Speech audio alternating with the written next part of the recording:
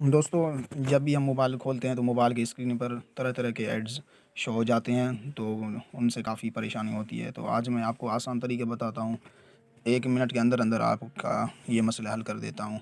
अगर आपका mobile Realme 5 है तो आप सबसे पहले सेटिंग में जाएँगे।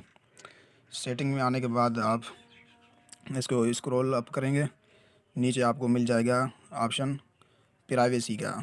प्राइवेसी इस पर क्लिक करेंगे। प्राइवेसी पर क्लिक करने के बाद आप इसको एक स्क्रॉल डाउन करेंगे। स्क्रॉल डाउन आपको यहाँ मिल जाएगा एक ऑप्शन एडवांस का। ये एडवांस का ऑप्शन आपको मिल जाएगा। इस पर क्लिक करने के बाद आप जाएंगे एड्स के ऑप्शन पर। यहाँ एड्स का ऑप्शन आपको मिल जाएगा। इस पर क्लिक करने के बाद इस तरह का इंटरफेस खुल जाएगा।